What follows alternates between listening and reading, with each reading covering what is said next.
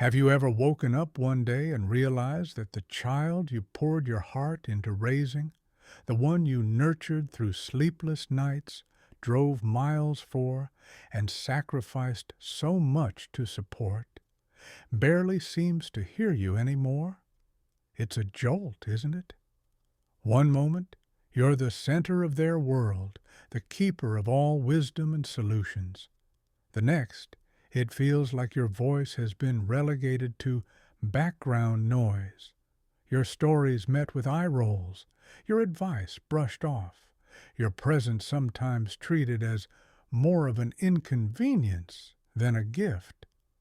For those of us who've spent decades building our lives around our children, funding their dreams, cheering at their games, comforting them through heartbreak, this shift can sting deeply. You might find yourself wondering, where did I go wrong? After all those years of love and dedication, why does it feel like my worth in their eyes has faded? Maybe they talk over you, dismiss your experiences, or speak in tones that leave you questioning your place in their lives. It's a painful reality, and it's one many of us face as our children grow into adults with their own worlds to navigate. But here's the truth I've come to understand, and what I want to share with you today. Feeling hurt or angry won't turn back the clock or rebuild that connection. In fact, letting those emotions drive us often widens the gap. Arguments flare, silence grows, and suddenly neither side knows how to bridge it. What we need instead is a way forward that honors our dignity, preserves our self-respect, and keeps the love we've always had for our children intact.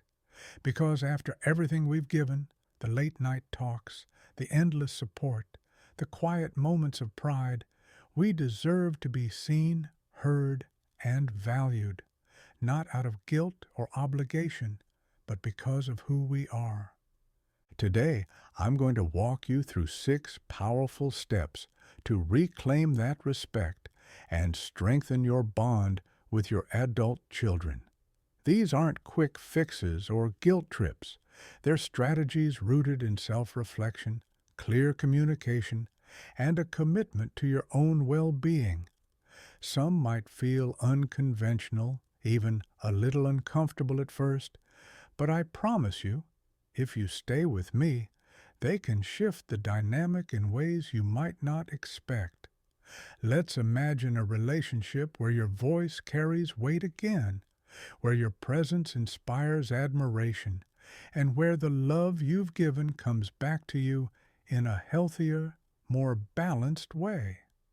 If that's what you're longing for, let's dive in. Picture this for a moment. You've spent years putting your children first. Maybe you skipped your own plans to drive them to practice, shelled out savings for their education, or stayed up late sewing costumes for a school play. For a long time, that felt like the glue holding your family together. But here's the catch. Respect doesn't grow from endless self-sacrifice. It flourishes when you show that your time, your feelings, and your life matter just as much as theirs. I once knew a woman named Clara, a vibrant soul who was the heartbeat of her family. In her younger days, she organized neighborhood picnics, ran a small business, and never shied away from sharing her thoughts. But as her kids grew up and moved out, Clara started to fade into the background. She let them call the shots, where to eat, when to visit, even what she should do with her days. Over time, they stopped asking for her input altogether, dismissing her as if her voice no longer held value. It wasn't until Clara looked in the mirror one day and barely recognized herself that she realized what had happened. By always saying yes, by silencing herself to avoid conflict, she'd taught her children that her needs didn't matter. The first step to changing this? Stop acting like you need their permission to be yourself. Speak up, even if it risks a frown or a sigh. Say no when you need to, even if it feels awkward at first. Clara started small. She picked a restaurant for a family dinner and held firm when her son grumbled. She shared an opinion during a heated discussion and didn't back down when her daughter disagreed. It wasn't about picking fights.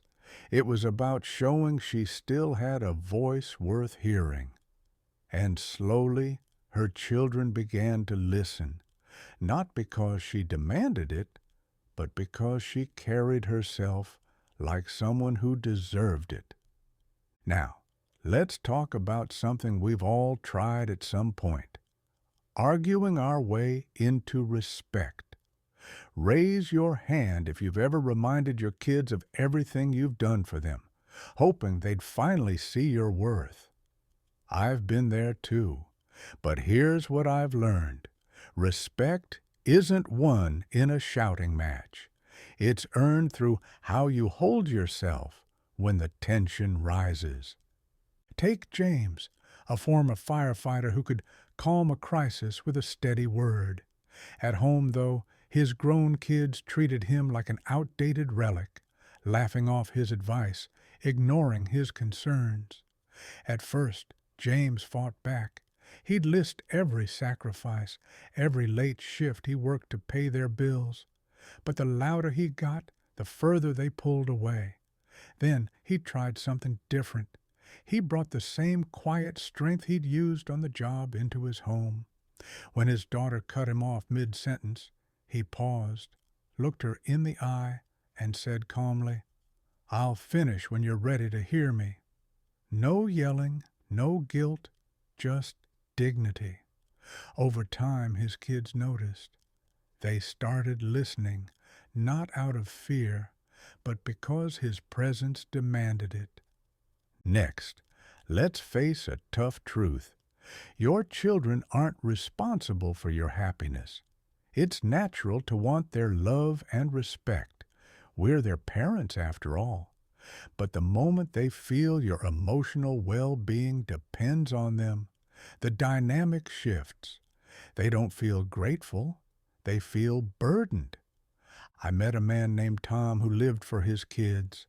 He'd drop everything to help, fixing their cars, watching their dogs, lending money whenever they asked. But as they got busier, Tom found himself alone, calling them daily, waiting for a response that rarely came. The more he chased, the less they reached back. Then Tom made a choice. He signed up for a woodworking class, started hiking with friends, and stopped hovering. Suddenly, his phone started ringing, not out of duty, but because his kids wanted to hear about his new projects. When you build a life that doesn't hinge on their approval, they're drawn to you, not pushed away.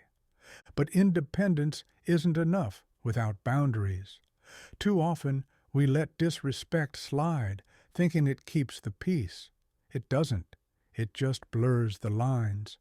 Think of Sarah, a retired librarian who adored her son, but hated how he'd snap at her over small things.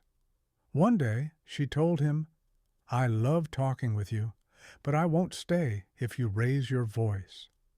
The first time he did, she left the room.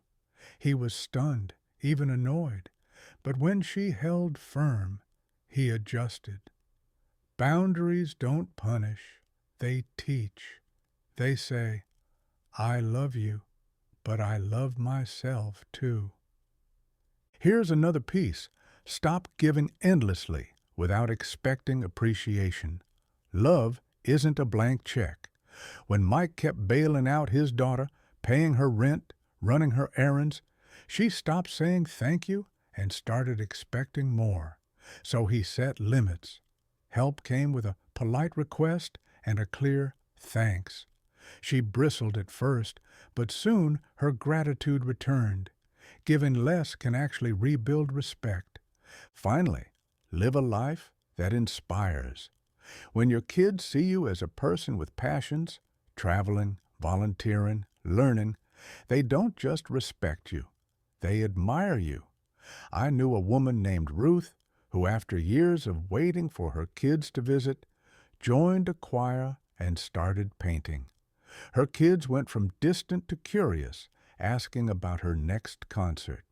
A full life doesn't beg for respect. It earns it naturally. So, here's my challenge to you. What's one step you can take today?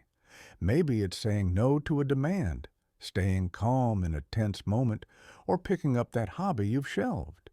Respect isn't demanded. It's inspired. Live with purpose. Hold your dignity, and watch how your children begin to see you anew, not just as their parent, but as someone they're proud to know. Thank you.